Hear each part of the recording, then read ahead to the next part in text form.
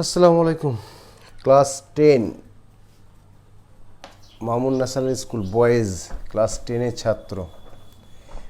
জানি না তোমরা কেমন পড়াশোনা করছো, তবে পরীক্ষাগুলো যেটা দিচ্ছ তুমি আবার নিজে ভাববে কেমন করে পরীক্ষা দিচ্ছ। আমি বুঝে গেছি তোমরা কেমন করে পরীক্ষা দিচ্ছ, আমার মোটামুটি জানা হয়ে গেছে। কারণ তোমাদের সাথে তো প্রায় 4-5 বছর আগে সংসার করেছি বাবা, তোমাদেরকে 5 বছর পড়িয়েছি, তো মোটামুটি কে কেমন আমার জানা আছে।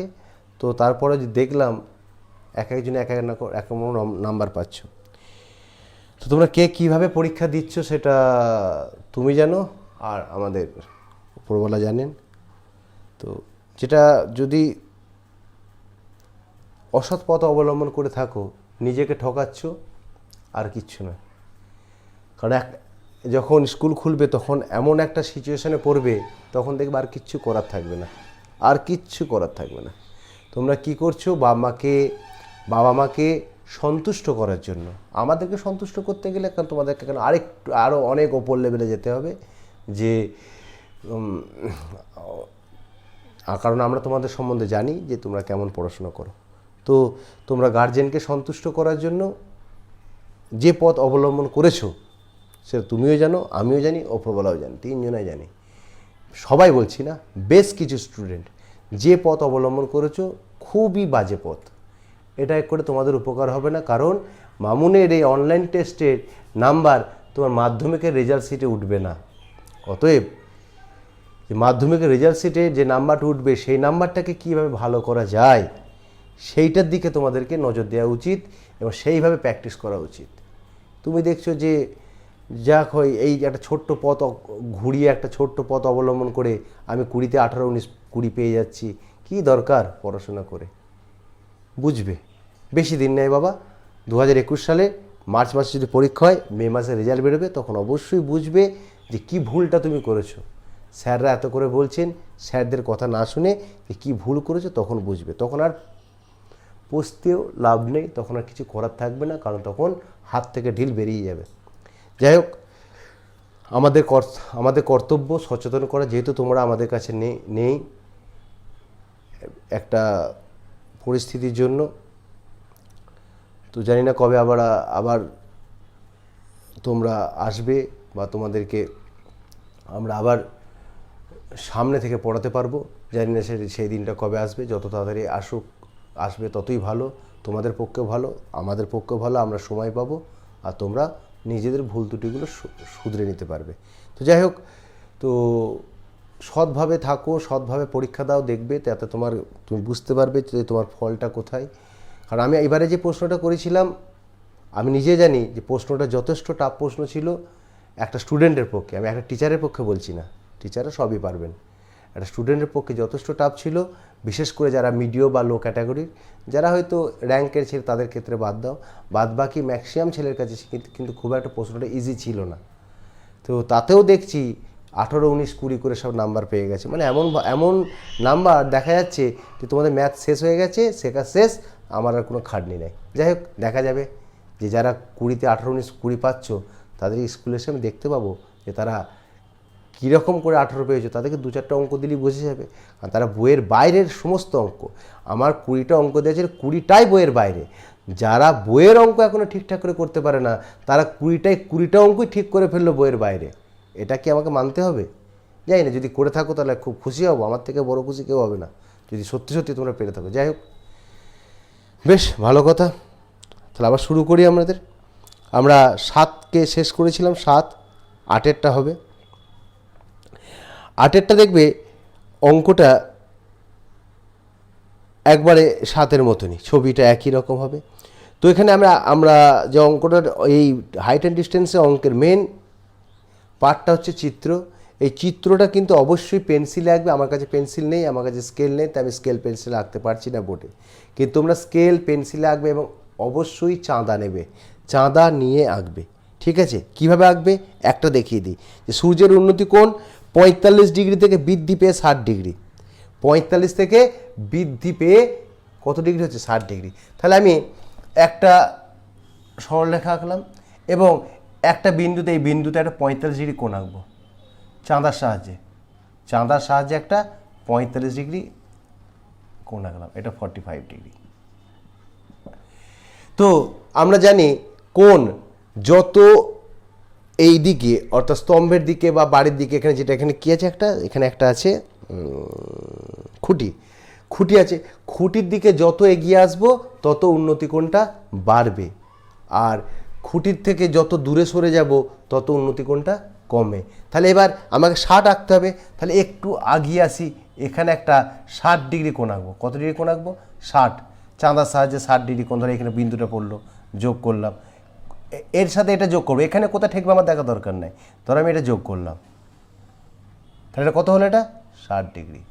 এইবার এইখান থেকে একটা স্ট্রেট লাইন টানবো, মানে লম্ব, যেটাকে বলছি লম্ব, এখান থেকে এটা স্কেলে করেই টানবে, তোমার 90° কোণ আঁকতে হবে না, লম্ব, ব্যাস।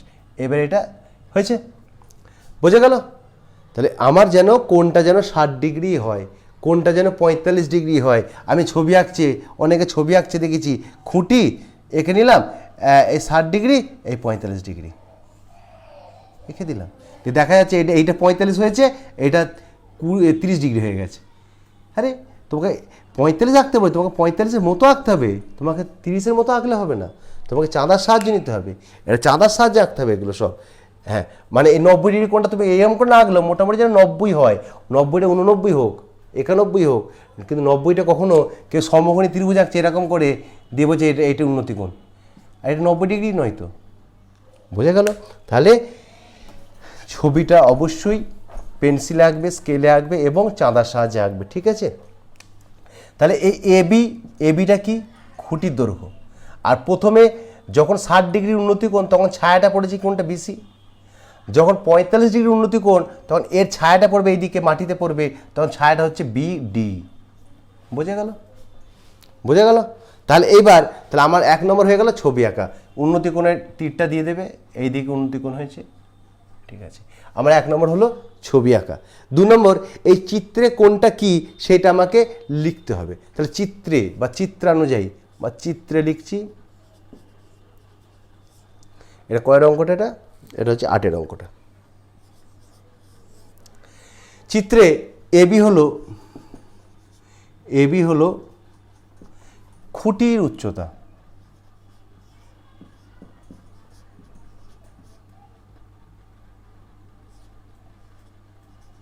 খুঁটির উচ্চতা দেওয়া আছে না দেওয়া নেই, তাহলে এটা জিজ্ঞাসা চিহ্ন, এটা চেয়েছে। আর কি? দুটো উন্নতি কোণ দেখতে পাচ্ছি, লিখবে উন্নতি কোণ,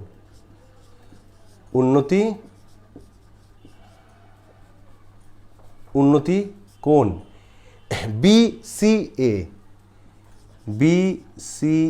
ইজ ইকুয়াল টু 60° এবং উন্নতি কোণ BDA ইজ ইকুয়াল টু 45°। হয়েছে? আর কি দেওয়া আছে? না, যখন ছায়ার যখন 60° ছিল তখন যে ছায়াটা ছিল, যখন 45 হয়েছে তখন কিন্তু 3 মিটার বৃদ্ধি পেয়েছে। তাহলে বলতে পারি যে এখানে যা ছিল আর এখান থেকে এই পর্যন্ত প্রথমে ছায়া ছিল, পরে এইটা বৃদ্ধি পেয়েছে, তাহলে এই যে বৃদ্ধিটা পেয়েছে এটা হচ্ছে 3 মিটার। তাহলে কি লেখা আছে? CD is equal to 3 metre. হলো? এবার দেখো, আমরা এখানে দুটো সমকোণী ত্রিভুজ পেয়েছি, একটা হচ্ছে এবিসি আর একটা হচ্ছে এবিডি। এখন এবিসি সমকোণী ত্রিভুজের কোনো একটি গোটা বাহুর, কোনো একটি বাহুর সে লম্বই হোক, ভূমি হোক, অতিভুজই হোক, কোনো একটি বাহুরও মান আমার জানা নেই, বা গেল। আবার এবিডি এই ত্রিভুজেরও কোনো একটি বাহুর মান আমার জানা নেই, না আছে এবি, না আছে বিডি, না আছে এডি, কোনো বাহুর গোটার মান জানা নেই, শুধুমাত্র পার্ট মান জানা আছে একটা, যে বিডি বাহুর মধ্যে একটুখানি মান 3 মিটার সেটা জানা আছে, কিন্তু ওইটার মান নিয়ে তো আমার লাভ হবে না। আমাকে ত্রিভুজ, যে সমকোণী ত্রিভুজটা আছে বা সমকোণী ত্রিভুজটা বা ত্রিভুজদ্বয়, যে দুটো ত্রিভুজদ্বয় আছে সেই দুটি ত্রিভুজের যে কোনো একটা বাহু দেয়া থাকলে তার পরিপ্রেক্ষিতে বাকি বাহুগুলোর মান নির্ণয় করতে আমরা পারবো। সেটাই হাইট অ্যান্ড ডিস্টেন্স, সেটাই হাইট অ্যান্ড ডিস্টেন্সের মেন জিনিস। তাহলে এখানে আমার কোনোটাই দেওয়া নেই। অতএব আমি পার্টিকুলার একটাকে আমরা এক্স ধরে নিই, ধরি যে কোনো একটা, এটাকে ধরলে হবে, এটাকে ধরলে হবে, যে কোনো একটাকে ধরলেই হবে, কোনো অসুবিধা নেই। ধরি বিসি সমান এক্স মিটার, ধরি BC is equal to x metre, হলো? তাহলে অতএব বিডি কত হবে? BD is equal to x plus 3 metre, হলো? ব্যাস, এবার আমরা বার করব। তো আমাদের কি বার করতে হবে? খুঁটির উচ্চতা, আমাকে এইটা বার করতে হবে। তাহলে আমি একবার এই ত্রিভুজের এবিসি ত্রিভুজের tan 60 করলে কি হবে? এবি বেরোবে আর বিসি বেরোবে। আবার এবিডি ত্রিভুজে tan 60 করলে কি হবে? এবি বেরোবে আর বিডি বেরোবে। দুটো ক্ষেত্রেই যদি এবি বেরোয় এবং সেই এবি দুটোকে যদি আমরা তুলনা করে দিই, তাহলে আমার একটা ইকুয়েশন হবে। অর্থাৎ এই হাইট অ্যান্ড ডিস্টেন্সে আমরা খেয়াল করে দেখবে, হাইট মানে লম্ব, ডিস্টেন্স মানে ভূমি, এটা লম্ব এটা ভূমি। তো এই হাইট অ্যান্ড ডিস্টেন্সের ক্ষেত্রে ম্যাক্সিমাম অঙ্কই দু একটা ছাড়া, ওই বলে দিচ্ছি তোমাদেরকে যে ঘুড়ি উঠছে এরকম কোনো অঙ্ক, কারণ সেখানে সুতোর কেস আছে আর সুতোটা অতিভুজে ওড়ে, সুতোটা অতিভুজ বরাবর ওড়ে, এই একটা কেস। কখনো কোনো একটা বাড়ির জানলার ছাদে যদি মই লাগিয়ে দেয়, সে মইয়ের দৈর্ঘ্য নির্ণয় করতে গেলে আমাকে অতিভুজ লাগবে। বা কোনো একটা গাছ মধ্যখানে ভেঙে গিয়ে যদি মাটিকে স্পর্শ করে, সেখানে গাছের দ্বিতীয় অংশটা অতিভুজ সৃষ্টি হবে। এই তিনটে ক্ষেত্র ছাড়া বাদবাকি ম্যাক্সিমাম, বাদবাকি সমস্ত ক্ষেত্রেই ধরতে গেলে আমার ট্যান দিয়ে অঙ্কটা করতে হবে। ব্যাস, তাহলে এখানে আমার না গাছ ভেঙেছে, না আমার ঘুড়ি উড়েছে, না আমি ময়ে কোনো এই জানলায় কোনো মই লাগিয়েছি, তাহলে অতএব এই সমস্ত কেস নেই। অতিভুজ আমাদের এখানে কোনো প্রাধান্য নেই। অতএব যেহেতু অতিভুজ প্রাধান্য নেই, অতিভুজ না থাকলে আমি সবসময় ট্যান দিয়ে অঙ্ক করব। কট দিয়েও করা যাবে, কোনো অসুবিধা নেই। ট্যান আর কট একই ব্যাপার, একে অপরের রিভার্স বা অনন্য, তাই আমি এটা ট্যান দিয়ে করব। আর যদি অতিভুজের দরকার হতো তাহলে আমরা সাইন করতাম কিংবা কস করতে পারতাম, ঠিক আছে? তাহলে এখানে যেহেতু অতিভুজ দরকার নেই, অতিভুজের এখানে কোনো প্রসঙ্গ আসবে না, তাই আমরা এক্ষেত্রে ট্যান দিয়ে অঙ্কটা করব। তাহলে এখানে যে লেখাটা, তাহলে এইটা, তাহলে এই লেখাটা কি লিখব? যে সমকোণী ত্রিভুজ, সমকোণী ত্রিভুজ এ বি সি থেকে পাই। তাহলে কি লিখবো? ট্যান দিয়ে অঙ্কটা করব। ট্যান কত ডিগ্রি এবিসি ত্রিভুজের? ওটা উন্নতি কোণটা হচ্ছে 60 ডিগ্রি। তা ট্যান 60, ট্যান মানে কি? কোন বাহুটা বাই কোন বাহুটা, কোন দুটো বাহুর অনুপাত? এবি এবং বিসি, অর্থাৎ লম্ব আর ভূমির অনুপাত, অর্থাৎ এবি বাই বিসি। ট্যান 60 মান হচ্ছে √3। এবির মান জানি না, বিসির মান জানি এক্স, ধরেছি বিসি সমান এক্স। কোনোখানে গুণ করলে কি হবে? AB is equal two x√3, হলো? বেরিয়ে গেল। ঠিক একইভাবে আর একটা সমকোণী ত্রিভুজ আছে, সেই ত্রিভুজটার নাম হচ্ছে এবিডি। তাহলে এখানে লিখবো সমকোণী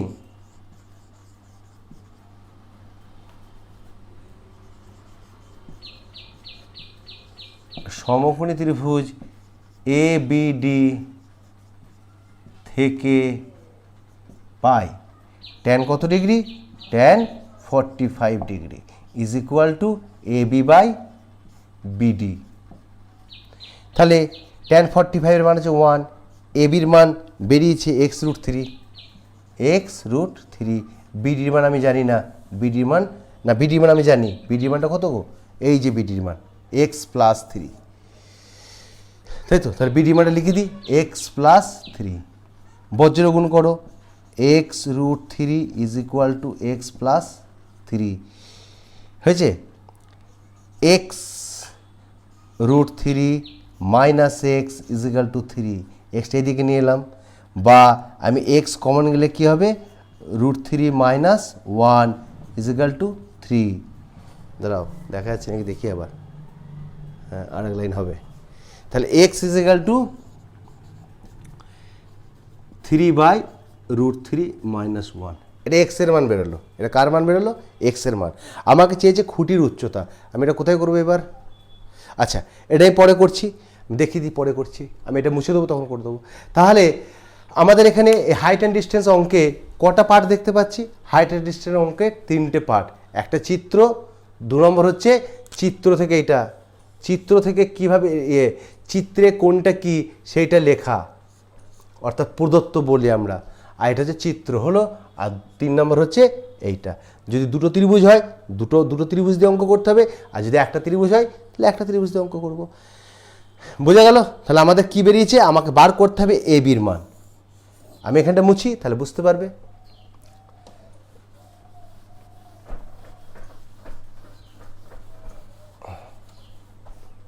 তাহলে এ বি সমান কি, A B is equal two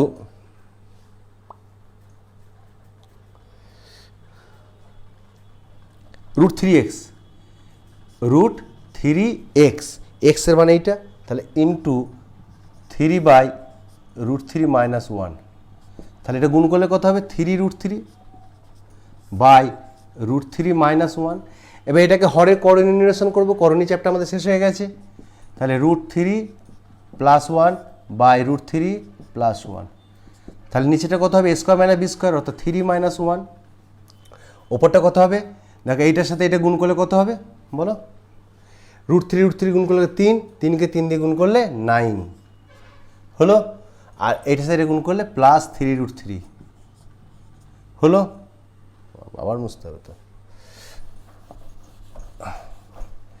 দেখো তলাটা হচ্ছে 2, এটা হচ্ছে 9 + 3 ইন্টু √3 মান হচ্ছে 1.732। ঠিক আছে, তাহলে গুণটা করি আগে। 9 + 3 2 6, 3 3 9, 3 7 21, 3 1 5 হলো, বাই 2। তাহলে এটা কত হবে, যোগ করলে 9 আর 5 14.196/2, 7 দুগুণে 14.098 এত মিটার। এটা কি বেরোলো, এটা এ বির মান। এ বির মান মানে হচ্ছে কি, খুঁটির উচ্চতা। এ বির মান হচ্ছে খুঁটির উচ্চতা। ঠিক আছে, বোঝা গেল অঙ্কটা? বোঝা গেল? তাহলে এইভাবে অঙ্কগুলো করতে হবে। একই অঙ্ক তোমরা দেখবে